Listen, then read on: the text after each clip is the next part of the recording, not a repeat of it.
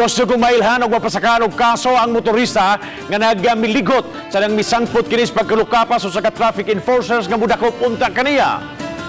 Gani ang kagamahanan sa syudad sa Talisay ni hatag nagkamanduan pagpangita sa nakaikyas nga motorista.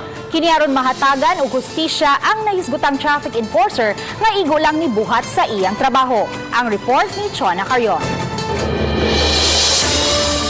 Mimando na si Mayor Samsam Gullas sa City of Talisay Traffic Operations Development Authority kon City Toda nga pangitaon ang motorista nga mipasirit gyud sa iyang motor. Kini bisan pa man nga gigulitan kini sa traffic enforcer, hinungdan nga nalabay og nalukapa in town sa tunga sa daan ang maong enforcer. Ang maong enforcer nga naila nga si Brian Villaflores nakahiagom og pangus-pangus sa maong hitabo. Ipa-enhance ang CCTV footage sa Talisay City Command Center aron mailhan ang motorista. We're asking people kung kinsay maka-ID ato niya. Ang amo lang yun, kung madakpan to siya, we will file the necessary charges and hopefully file a case in court para kana he will be liable for what he has done.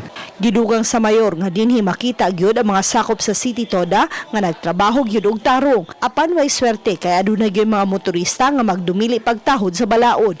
Hinabion pa hinuon sa mayor ang enforcer aron masayran ang kinatibuk-ang hitabo. Our enforcers are really doing their job in helping the traffic situation in our city.